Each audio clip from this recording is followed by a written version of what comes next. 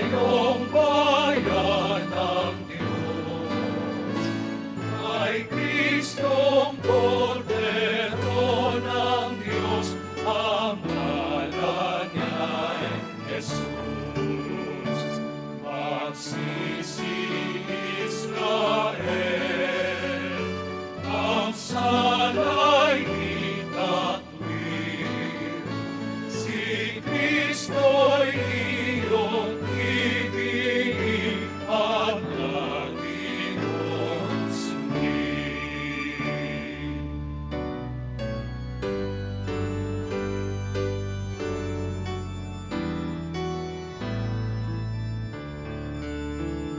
Si San Juan Bautista, martir na dakila, sapagkat ipinangayan niya ang mabuting balita. Propetang dakila, si San Juan Bautista, hanggat itinuro niya darating ang Mesiyas.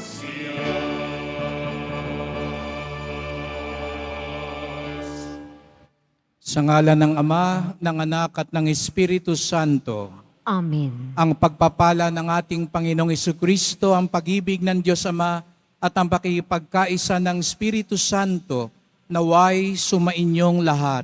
At sumaiyo rin. Mga kapatid, tayo tinipon bilang isang angka ng Diyos upang sama-sama tayong magpasalamat at mag-alay sa ating Ama sa langit sa pamamagitan ng ating mahal na pong Jesus Nazareno at sa tulong ng ating patron, San Juan Bautista. Sa araw na ito, ating ginugunita ang kanyang pagpapakasakit at pagkamatay, ang kanyang pag-aalay ng buhay, para lalong dakilain si Jesus Nazareno. Hilingin natin na tayo, mga deboto ni Jesus Nazareno, matulad kay San Juan Bautista, na ang ating buhay ay magpahayag at lalong magpadakila sa kalooban ng Diyos. Upang tayo maging marapat gumanap sa banal na pagdiriwang, aminin natin ang ating mga kasalanan at humingi tayo ng tawad sa Diyos. Inaamin ko Sa makapangyarihang Diyos at sa inyo mga kapatid, na lubha akong nagkasala sa isip, sa salita at sa gawa at sa aking pagkukulang. Kaya'y sinasamo ko sa mahal na Birheng Maria, sa lahat ng mga anghel at mga banal, at sa inyo mga kapatid, na ako'y ipanalangin sa Panginoong ating Diyos. kawan tayo ng makapangyarihan Diyos, patawarin tayo sa ating mga kasalanan, at patnubayan tayo sa buhay na walang hanggan. Amen. Panginoon, kaawaan mo kami. Panginoon, kaawaan mo kami. Kristo, kaawaan mo kami. Kristo, kaawaan mo kami. Panginoon, kaawaan mo kami. Panginoon, kaawaan mo kami. Papuri sa Diyos sa kaitasan.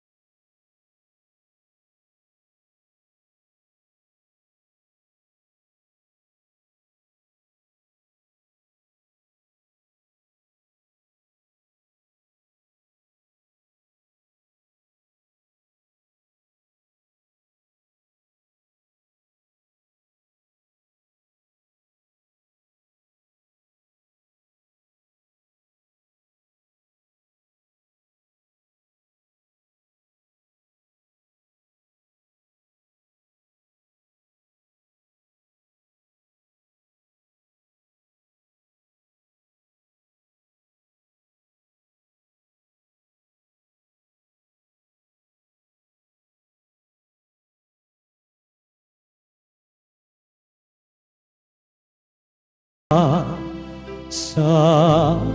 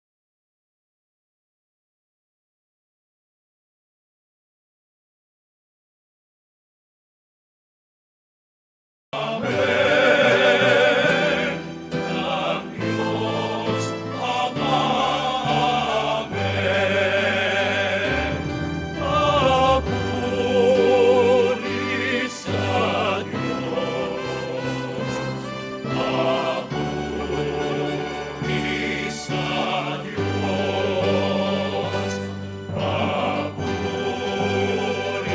sa Diyos sa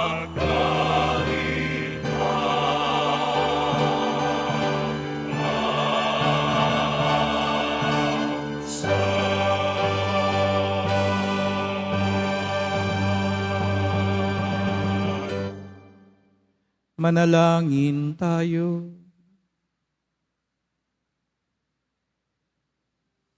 Ama naming mapagmahal, nilumong sa pagkasilang at pagkamatay, ang iyong anak ay pangunahan ni San Juan Bautista, ang kanyang pagpapakasakit para sa matapat mong katotohanan, at ang kanyang pagsisikap na sundin ang loob mong makatarungan, ay amin nawang dibdibang mapanindigan sa pananalig sa iyong aral, sa pamamagitan ni Jesucristo, kasama ng Espiritu Santo, magpasawalang hanggan.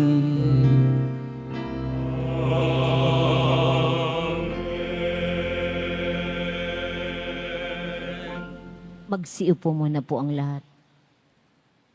Pagbasa mula sa aklat ni Propeta Jeremias. Noong mga araw na iyon, sinabi sa akin ng Panginoon, magpakatatag ka, humayo ka at sabihin mo sa kanila ang lahat ng iuutos ko. Huwag kang matatakot sa kanila ngayon. Pag hindi ka sumunod sa akin, lalo kang matatakot kung naroon ka na sa kalagitnaan nila.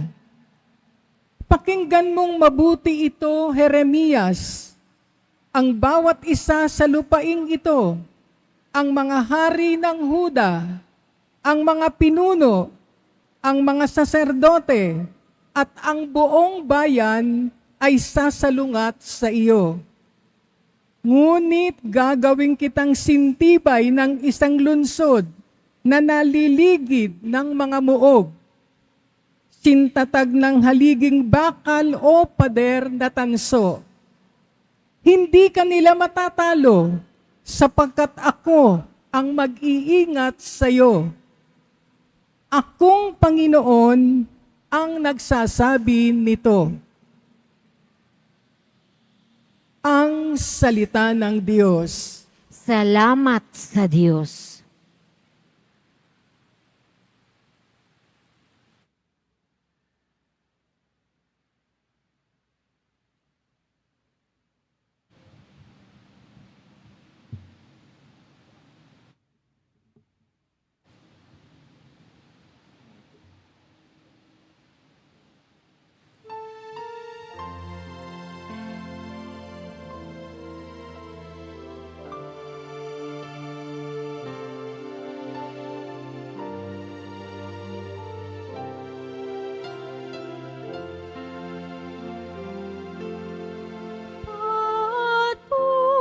Patuloy kong isasaysay ang dulot mong kaligtasan.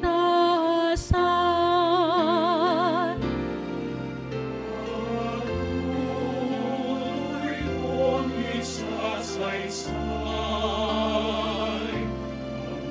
ang dulot mong kaligtasan.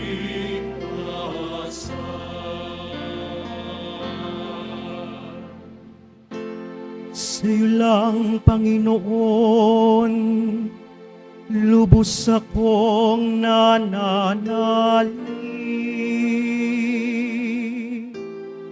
Huwag mo akong pabayaang mapahiya at malupi.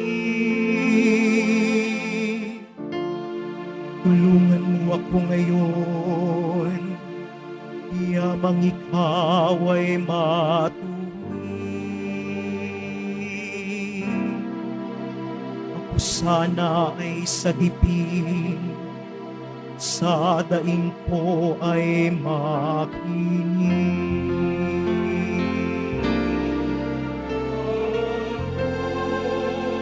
Patuloy kong isasaysay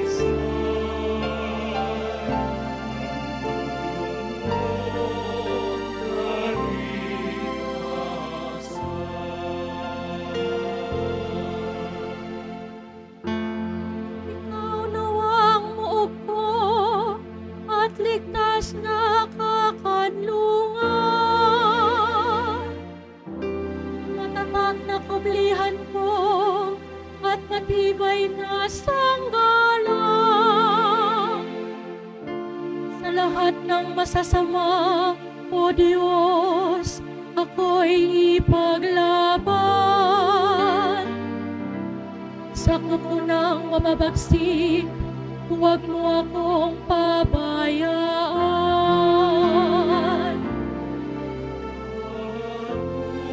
Patuloy kong isasaysay ang dulot mong kaligtasan.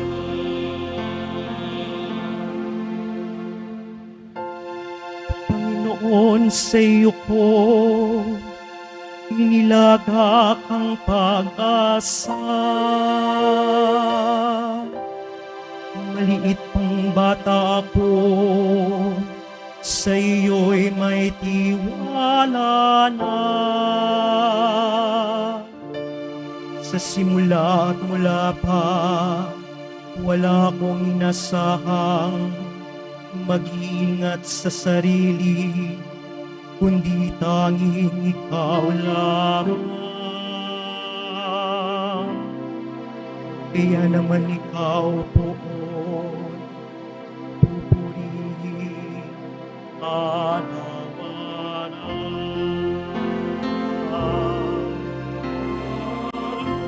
Patuloy kong isasaysay ang dulot mong kaligtasan.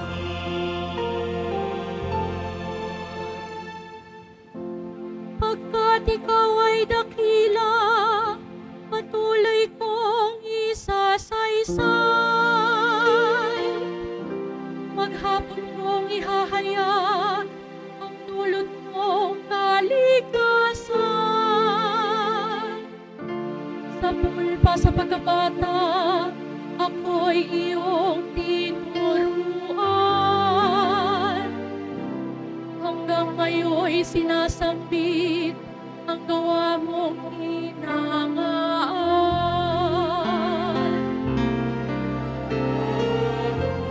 Patuloy kong isasaysay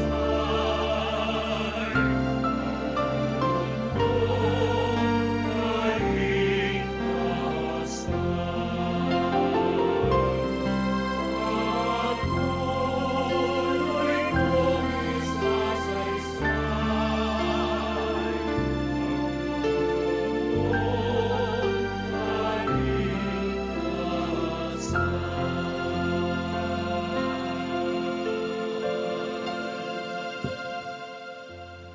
Magsitayo na po ang lahat.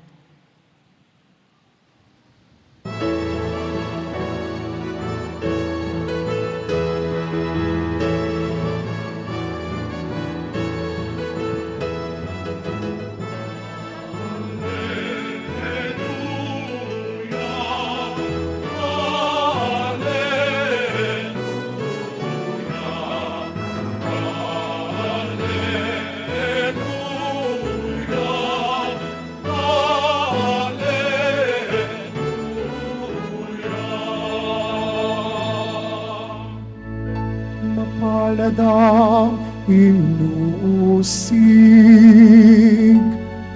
sa gawang puspos ng bahid, pagkat may kakamting langit.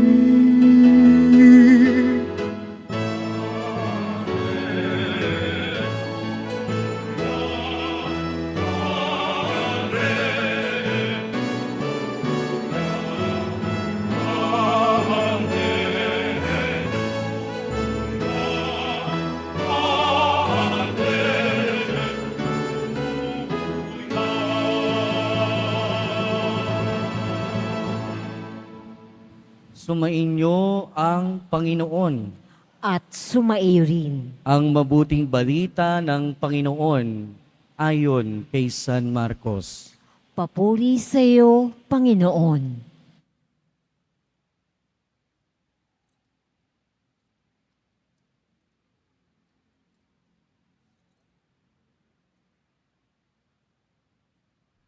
Noong panahong iyon, si Herodes ang nagpahuli, nagpagapos at nagpabilanggo kay Juan dahil kay Herodias. Ang babaeng ito'y asawa ni Felipe na kapatid ni Herodes, ngunit kinakasama niya. Laging sinasabi sa kanya ni Juan, "Hindi matuwid na kunin ninyo ang asawa ng inyong kapatid." Kaya't si Herodias ay nagkimkim ng galit kay Juan. Hangad niyang ipapatay ito, ngunit hindi niya magawa, sapagkat natatakot si Herodes kay Juan. Alam niyang ito'y taong matuwid at banal, kaya't pinagsasanggalang niya. Gustong-gusto niyang makinig kay Juan, bagamat labis siyang nababagabag sa mga sinasabi nito.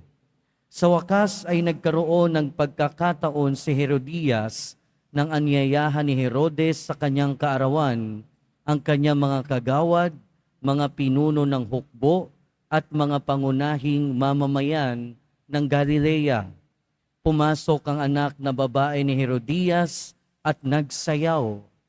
Labis na nasiyahan si Herodes at ang mga panauhin.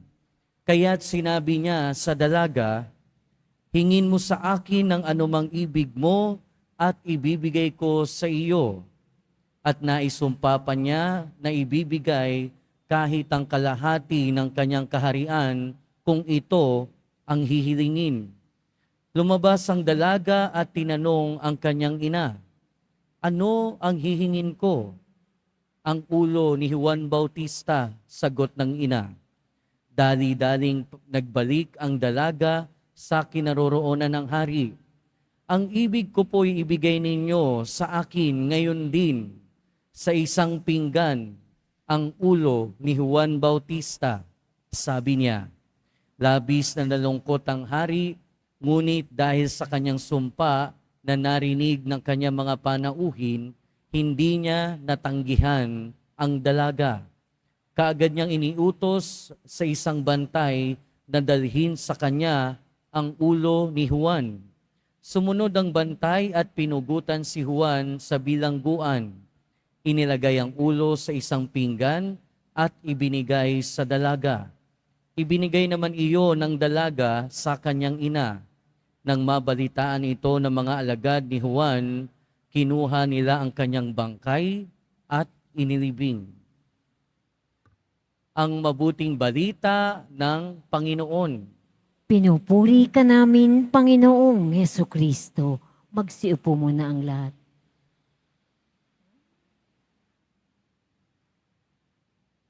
At maligayang pagdating sa tahanan ng ating mahal na pong Hesus Nazareno. Pinagdarasal din natin ang mga nasa online, lalo na po mga may sakit, nag-aalaga sa may sakit, at mga kababayan, kadeboto natin mula sa iba't ibang panig ng bansa daigdig na nais sumama sa misa dito sa Quiapo, sa Basilica Minor at Pambansang Dambana ni Hesus Nazareno at Parokya ni San Juan Bautista. Marahil ang ilan po sa inyo ay nagtataka bakit may mga ganap tayo sa araw na ito. Sanay tayo na ipinagdiriwang ng maringal ang Hunyo 24, ang kapistahan ng kapanganakan ni San Juan Bautista, at yun ang pista ng parokya. Ngunit bakit natin minabuting kahit papaano ay ipagdiwang din ang araw na ito, ang pagpapakasakit at pagkamatay ni San Juan Bautista? Sapagkat kung tutuusin, mga kapatid, ang pagdiriwang at pagpapaalala sa mga banal ay bihira lamang ganapin sa araw ng kanilang kapanganakan. Kung tutuusin po, 3 kapanganakan lamang ang ating ipinagdiriwang sa simbahan.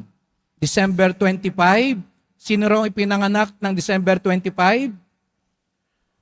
Si Hesus Nazareno. September 8, sino ang pinanganak ng September 8? Si Mama Mary. At June 24, si San Juan Bautista. Sapagkat silang 3 po ay may mahalagang papel sa ating kaligtasan. Kaya nga't pinanganak pa lang sila, piyesta na. Pinanganak pa lang sila, magdiwang na tayo. Pero sa karaniwang pagkakataon, hindi sa kapanganakan ipinagdiriwang at inaalala ang mga banal. Ang mga santo, kung titignan po ninyo, ang piyesta ng mga santo kadalasan ginaganap sa araw ng kanilang kamatayan. Napansin niyo po ba yon? Ang piyesta ng mga santo kadalasan ay sa araw ng kanilang kamatayan. Yung 3 lang ang birthday na ipinagdiriwang natin. Ang ibang mga santo ay sa kamatayan. Bakit? Sapagkat sa ating pananampalataya, ang kamatayan ay kapanganakan din. Kapanganakan sa buhay na walang hanggan. Kaya nga't nagagalak tayo dahil kapag ang isang tao daw ay namatay sa biyaya ng Diyos, alaumbagay isinisilang siya sa buhay na walang hanggan. Kaya tayo nagsasaya sa kanilang kamatayan sapagkat yun ang tulay sa kabilang buhay. Ikalawang kapanganakan. Kaya nga't marapat lamang na ipagdiwang din natin ang araw na ito sapagkat ito din ang araw na si San Juan Bautista tumawid, ipinanganak sa buhay na walang hanggan. Yun nga lang, alam natin, ang pamamaraan ng kanyang pagtawid sa kabilang buhay, kung kanina napanood nyo ang ating mga naglilingkod dito, lalo na ang mga kabataan, paano raw namatay si San Juan Bautista? Pinugutan ng ulo. Kung tatanungin ko po kayo ngayon, kung bibigyan kayo ng pagkakataon ng Diyos, piliin ninyo, papaano kayo mamamatay? Anong sagot po ninyo? Sige nga ho. Kung tanungin kayo ng Diyos, papipiliin kita, anong gusto mong paraan para mamatay? Ano kaya isasagot ninyo? Pero di ba, iba, naalala ko iba, Father, ang gusto ko yung mabilis lang. Ayoko nung masyadong magtatagal. Yung unti-unti akong parang nalalanta hanggang maging butot balat. Ayoko nung, Father, ang hirap nun. Di ba? Kaya yung iba sabi, Father, gusto ko kung ano man, yung biglaan na lang, kung mayroong mga aksidente, ayoko yung tumagal pa, na nabuhay pa ako pagkatapos ng aksidente, tapos parang gulay lang din naman ako, na panay ang daming tubo sa akin. Ayoko nung, Father. Kaya yung iba, di ba?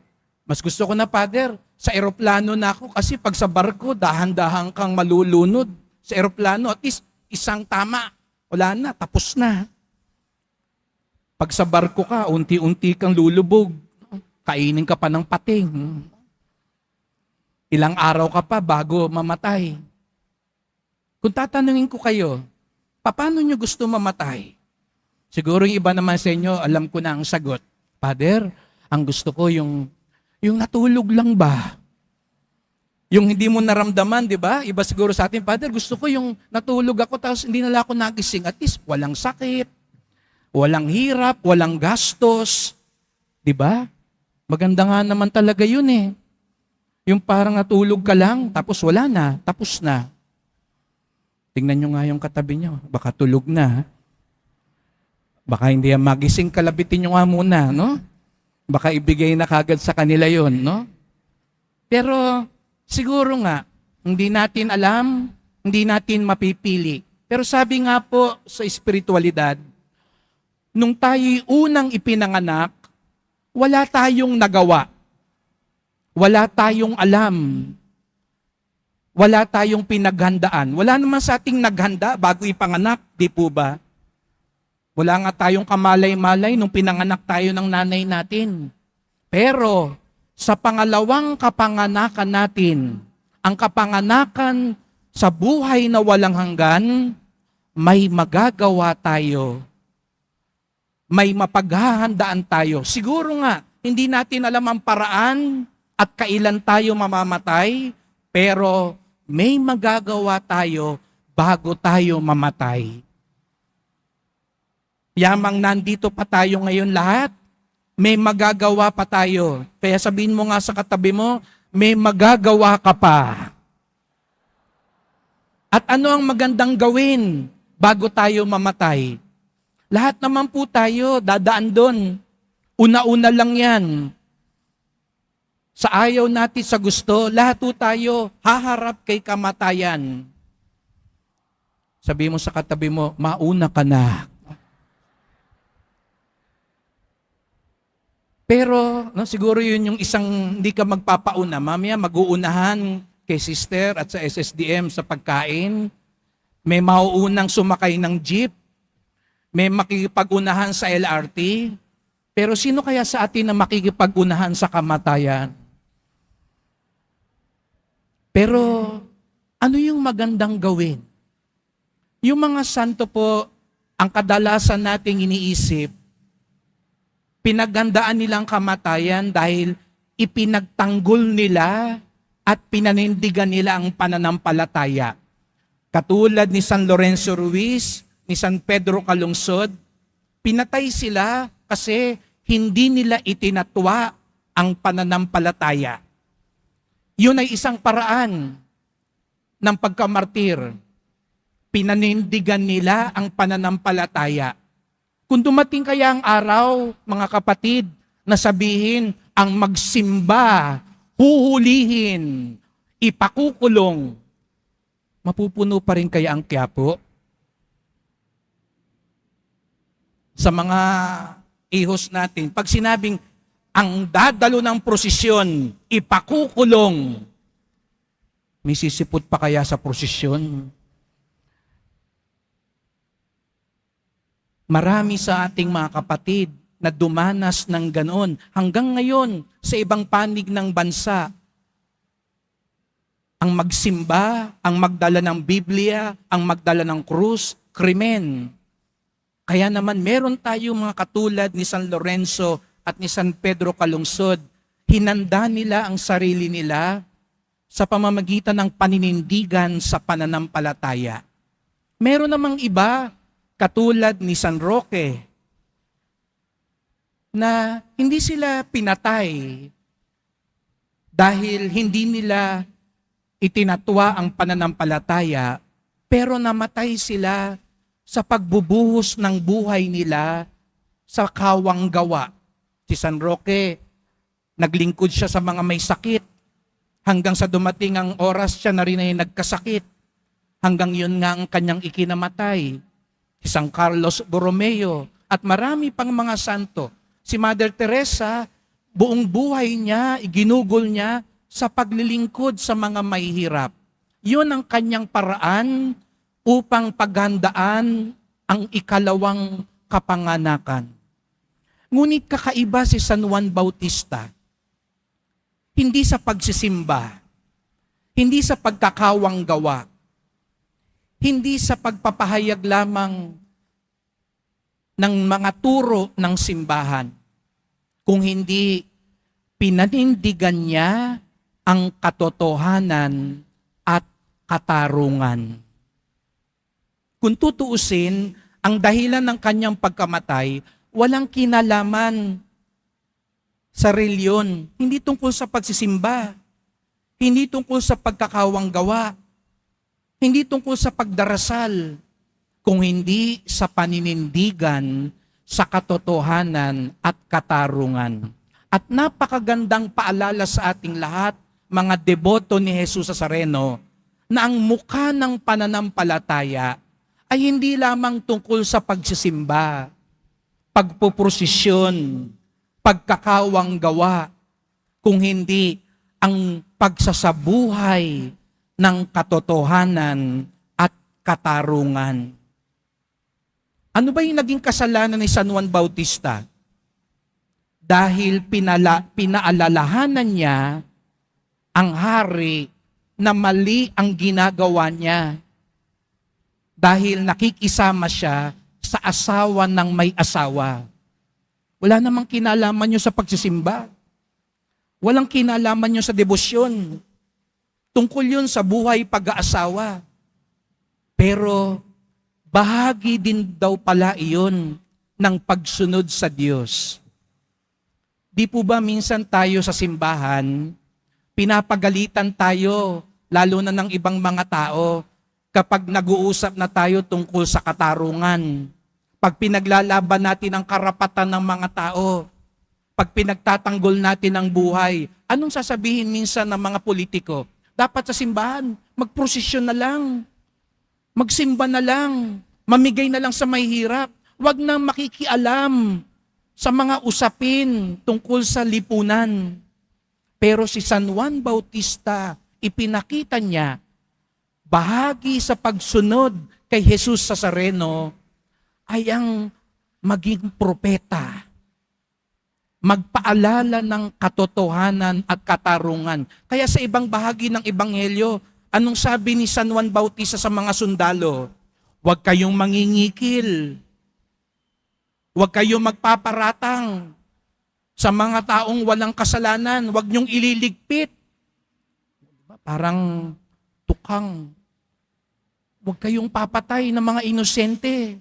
Anong sabi ni San Juan Bautista doon sa mga naniningil ng buwis? Huwag kayong magpapatong ng sinisingil. Huwag kayong mandaraya. May kinalaman ba yun sa debosyon? May kinalaman ba yun sa pagsisimba? Wala. Pero bahagi din pala iyon ng ating pananampalataya. Ang maging makatarungan at makatotohanan.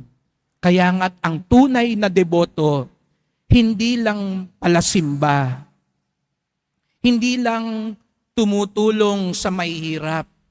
Ang tunay na deboto, nagpapahayag at naninindigan din sa katotohanan, katarungan, at kabutihan.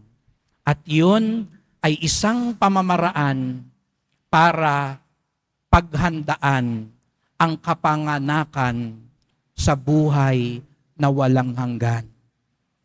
Opo mga kapatid, tayong lahat, mahalaga sa atin ang gawain ng simbahan. Ngunit huwag natin kakaligtaan, gawain din ng simbahan ang mamuhay ng marangal, ang magsabi ng totoo, ang maging matuwid sa ating kapwa, ang panindigan ang tama. Yun ang ipinakita ng ating patrong San Juan Bautista. At yun din sana ang ipakita natin sa pagsunod natin kay Jesus Nazareno. Opo mga kapatid, wala tayong nagawa. Hindi natin napaghandaan ang una nating kapanganakan. Pero may magagawa tayo para paghandaan ang ating ikalawang kapanganakan. Sapagkat kapag nangyari yun, pag dumating ang araw na tayo'y ipanganak para sa kabilang buhay, magpipiesta din sa langit. Katulad ng ginagawa natin ngayon, sapagkat sana, katulad ni San Juan Bautista, na ipamalas natin ang tunay na pagsunod kay Jesus Nazareno. San Juan Bautista, tulungan niyo po kaming mamuhay bilang isang tunay na deboto. Nagdarasal, nagsisimba, nagkakawang gawa, ngunit hindi rin kinakaligtaan ang katotohanan, katarungan, at kabutihan. San Juan Bautista, ipanalangin niyo po kami.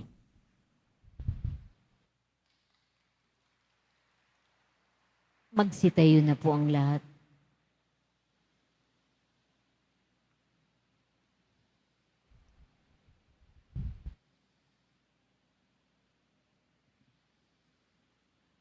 Minamahal ko mga kapatid, marami ang nagpapatotoo sa kanilang pananampalataya sa pamamagitan ng kanilang buhay. Dahil sa pagkabatid natin na ang ating misyon sa mundo ay maging mga propeta, manalangin tayo sa ating mapagmahal na Ama na gawin tayong tapat sa ating bokasyon. Ang ating tugon, sumaami nawa ang iyong lakas, Panginoon. Sumaami nawa ang iyong lakas, Panginoon. Ang simbahan naway may tapang natuparin ang kanyang propetikong misyon na ipahayag ang ebanghelyo ng walang takot o kompromiso. Manalangin tayo. Sumaami nawa ang iyong lakas, Panginoon. Ang mga naglilingkod sa pamahalaan naway magkaroon ng budhing matatag na nakabatay sa katapatan at moralidad. Manalangin tayo. Sumaami nawa ang iyong lakas, Panginoon. Ang ating pamayanan naway manindigan at magsalita para sa katarungan at dignidad ng tao. Manalangin tayo. Sumaami nawa ang iyong lakas, Panginoon. Tayo naway hindi panghinaan ng loob dahil sa mga pagsubok sa buhay.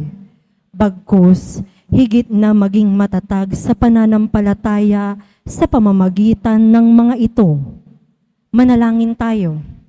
Sumaamin nawa ang iyong lakas, Panginoon. Ang mga nasa bingit ng kamatayan, naway pukawin ng sigla ng pangaral at halimbawa ni San Juan Bautista. Manalangin tayo. Sumaamin nawa ang iyong lakas, Panginoon. Tahimik nating idulog ang iba pa nating kahilingan.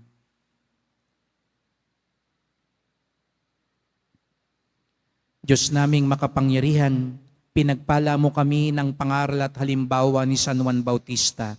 Maialay nawa namin ang aming buhay sa paglingkod sa iyo, sa pamamagitan ng aming pangangaral at buhay. Hiling namin ito sa pamamagitan ni Kristong aming Panginoon. Amen. Magsiupo mo na po ang lahat.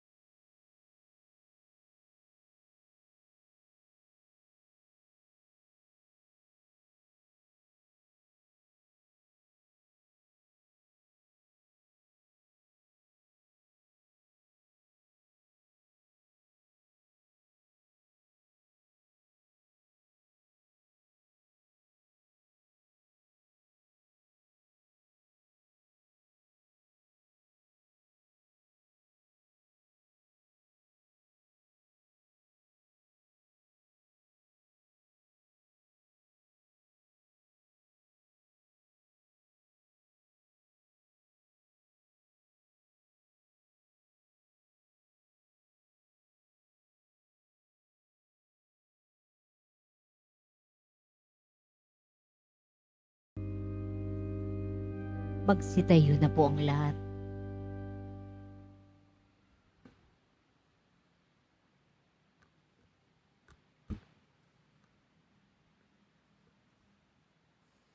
Manalangin kayo mga kapatid upang ating paghain ay kalugdan ng Diyos amang makapangyarihan.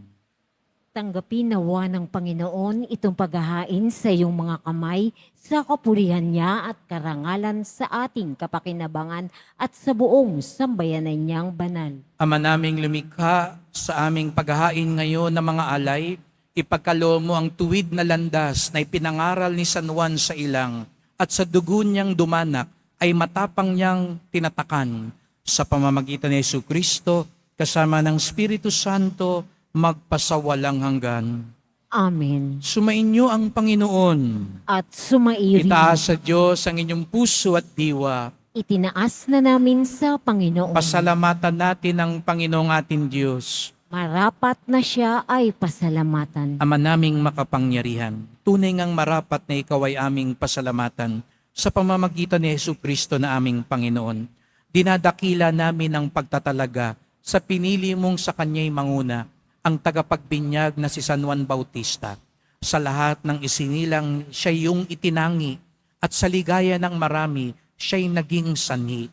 Bago pa siya iluwal, kanya nang ikinagalak ang pagdating ng tagapagligtas ng lahat.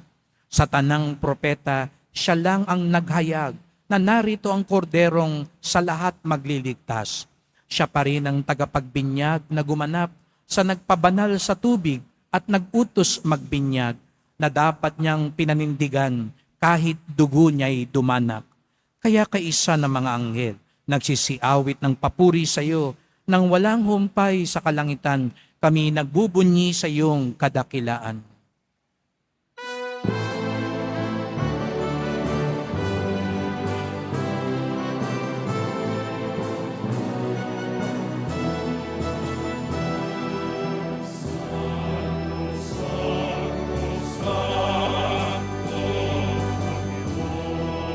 Diyos ng mga hukbo,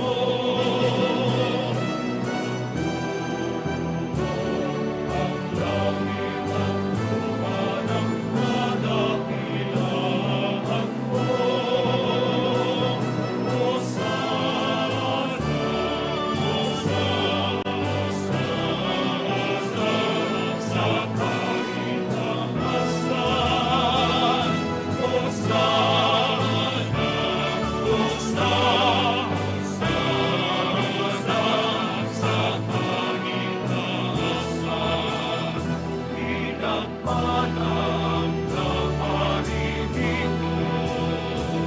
sa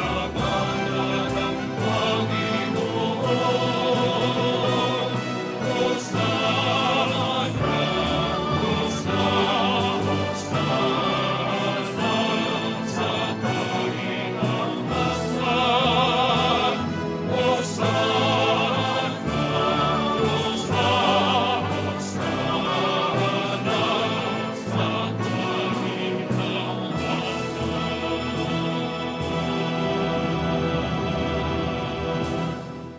Magsilod po ang lahat.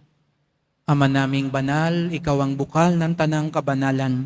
Kaya't sa pamamagitan ng iyong Espiritu, gawin mong banal ang mga kaloob na ito, upang para sa amin maging katawan at dugo ng aming Panginoong Hesukristo. Bago niya pinagtiis ang kusang loob na maging handog, hinawakan niya ang tinapay, pinasalamatan kanya, pinaghati-hati niya yon. Iniabot sa kanyang mga alagad at sinabi, "Tanggapin ninyong lahat ito at kanin.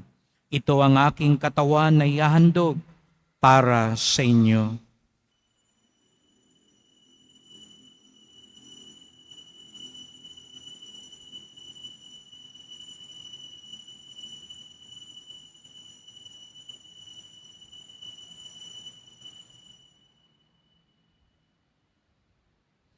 Gayon din naman ang matapos ang hapunan, ninawakan niya ang kalis, muli kanyang pinasalamatan. Inabot niya ang kalis sa kanyang mga alagad at sinabi, "Tanggapin ninyong lahat ito at inumin. Ito ang kalis ng aking dugo, ng bago't walang hanggang tipan. Ang aking dugo na ibubuhos para sa inyo at para sa lahat sa ikapagpapatawad ng mga kasalanan. Gawin niyo ito sa pag-alala sa akin.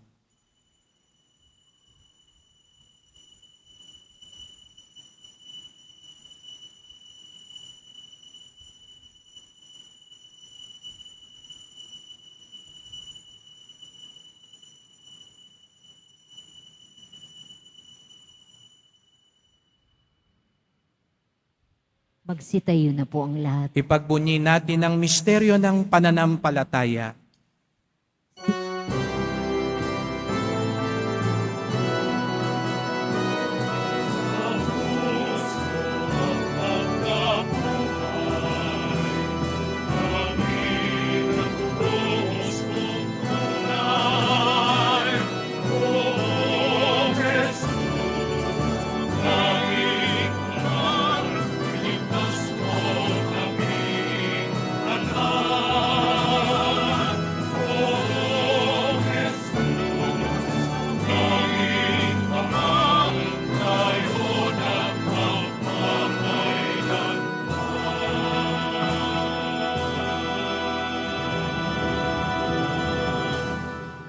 Ama, ginagawa namin ngayon ang pag-alala sa pagkamatay at muling pagkabuhay ng iyong anak.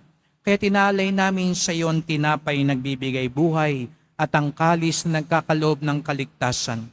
Kami nagpapasalamat dahil kami yung minarapat na tumayo sa harap mo para maglingkod sa iyo.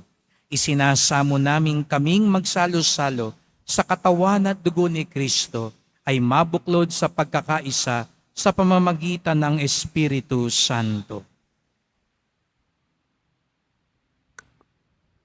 Ama, lingapin mo ang iyong simbahang laganap sa buong daigdig. Puspusin mo kami sa pag-ibig, kaisa ni Francisco na aming Santo Papa at ni Jose na aming Obispo at ng Tanang Kaparian.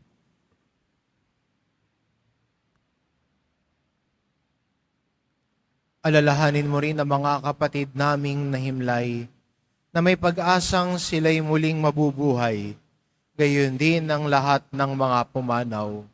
Kaawaan mo sila at patuloyin sa iyong kaliwanagan. Kaawaan mo at pagindapatin kaming lahat na makasalo sa iyong buhay na walang wakas. Kaisa ng mahal na Birheng Maria na ina ng Diyos, ng kabiyak ng puso niyang si San Jose, kaisa ng mga apostol at ng lahat ng mga banal na namuhay dito sa daigdig ng kalugod-lugod sa iyo, maipagdiwang nawa namin ang pagpupuri sa ikararangal mo sa pamamagitan ng iyong anak na aming Panginoong Hesu Kristo.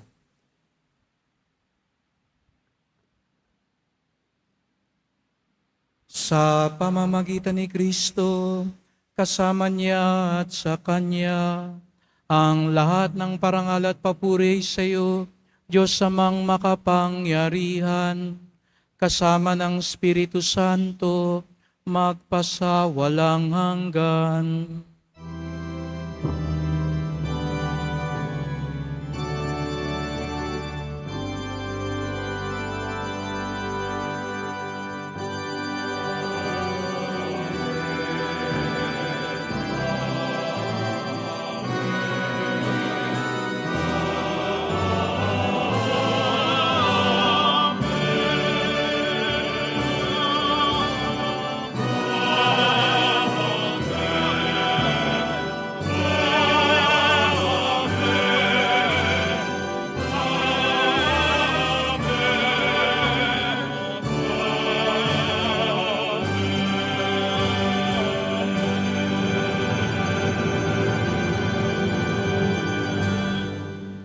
Tayong lahat ay tinatawag na ipanganak sa buhay na walang hanggan sapagkat tayong lahat ay mga anak ng Diyos. Kaya sama-sama tayong tumawag sa ating Ama sa Langit.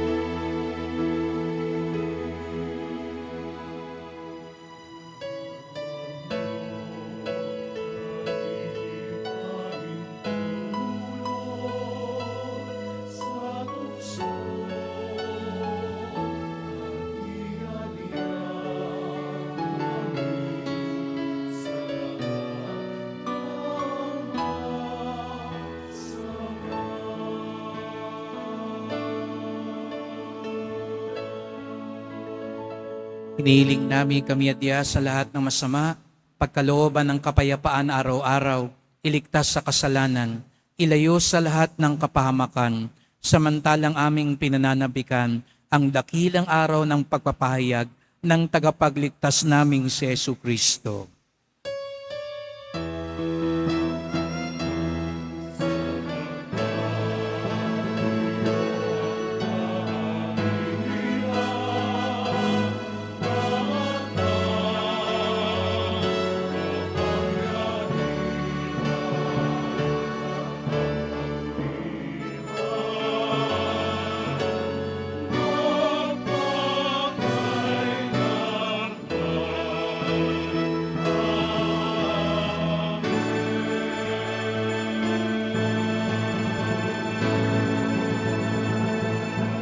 O Panginoong Isukristo, sinabi mo sa iyong mga apostol at ngayon sinasabi mo sa amin lahat dito, kapayapaan ang iniiwan ko sa inyo, ang aking kapayapaan ay binibigay ko sa inyo. Tunghayan niyo pong aming pananampalataya, wag pong aming mga kasalanan, at pagkalooban kami ng kapayapaan at pagkakaisa ayon sa iyong kalooban, kasama ng Espiritu Santo, magpasawalang hanggan. Amen. Ang kapayapaan ng Panginoon ay laging sumainyo. At sumairin. Pagbigayan tayo ng kapayapaan ni Kristo sa isa't isa.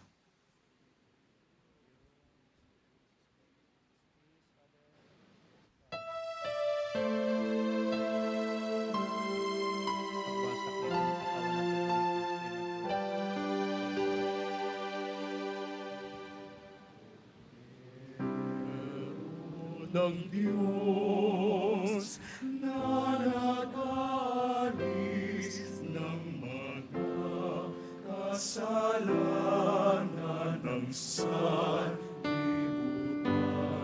Maawa ka sa amin.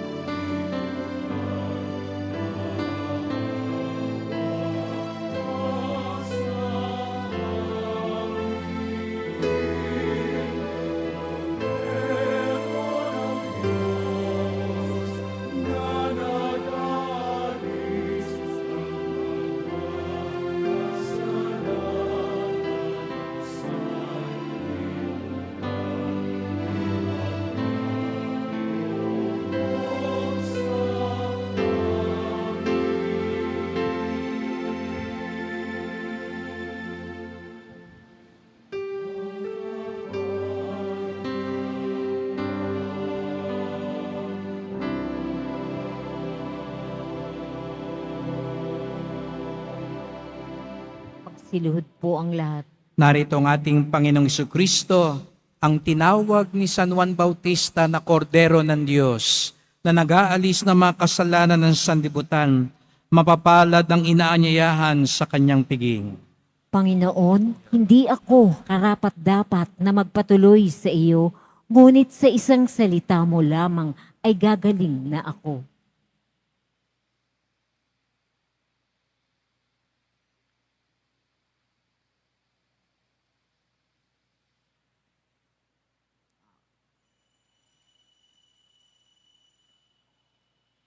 Para sa lahat ng tatanggap ng banal na komunyon, sasagot po tayo ng amen pagkasabi ng pari o lay minister ng katawan ni Kristo at isubo agad sa bibig bago umalis sa harapan ng pari o lay minister. Sumunod po tayo.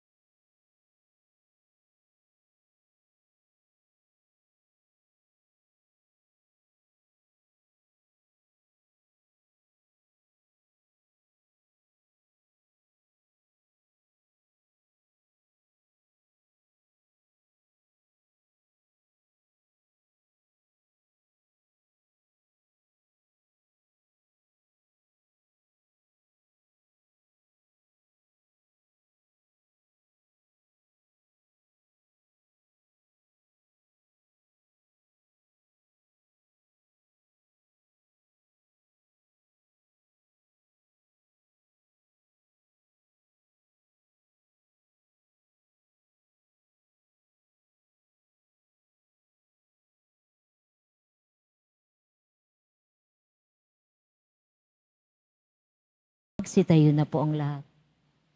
Manalangin tayo. Ama naming mapagmahal, sa aming pagsasalo sa banal na pakikinabang, ngayong ipinagdiriwang ang pagsilang sa kalangitan ng tagapagbinyag na si San Juan, ipagkaloob mong sambahin namin ang inilalahad nitong buhay at ikagalak naming lalo ang pagganap nito araw-araw. Sa pamamagitan ni Jesucristo, kasama ng Espiritu Santo, magpasawalang hanggan.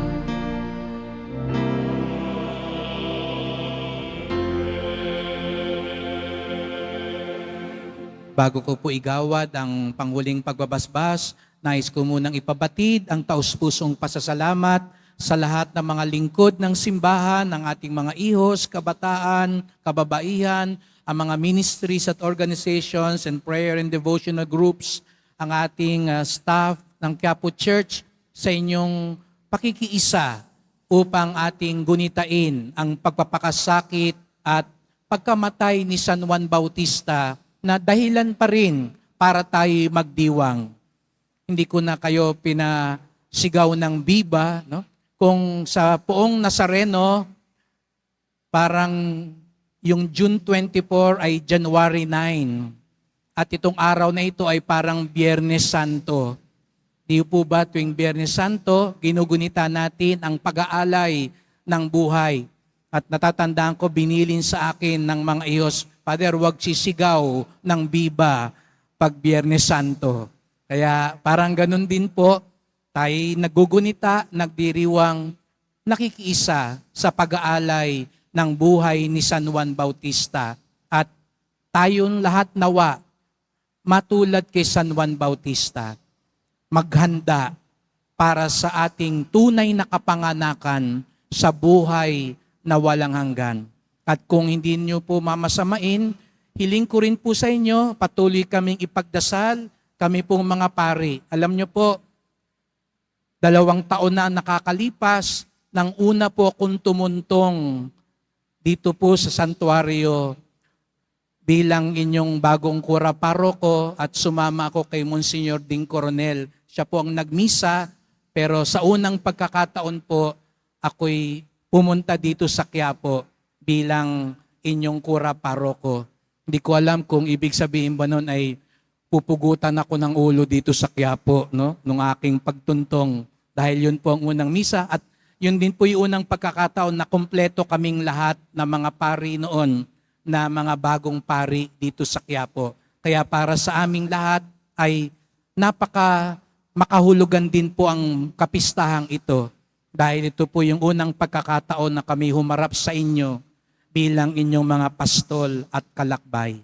Kaya kung hindi nyo po mamasamain, ialayan nyo po kami ng kahit isang ama namin at isang Aba Ginoong Maria, kami pong lahat na mga pari na naglilingkod dito sa Quiapo, upang katulad ni San Juan, hindi naman mapugutan ng ulo, pero katulad ni San Juan, kami din po buong buhay habang buhay, ang amin lang ipahayag ay ang awa at pag-ibig, ang katotohanan at katarungan ni Jesus Nazareno.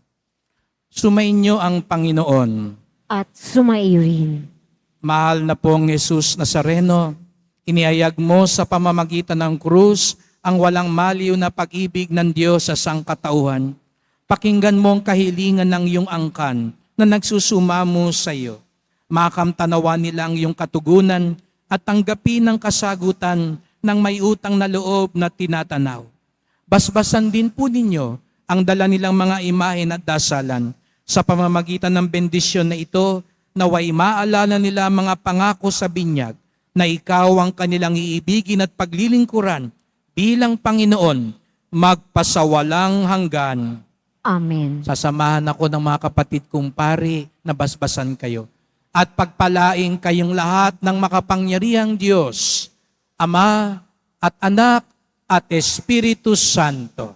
Amen. Humayo kayong taglay ang katotohanan at katarungan at kabutihan ng Poong Jesus Nazareno. Salamat sa Diyos.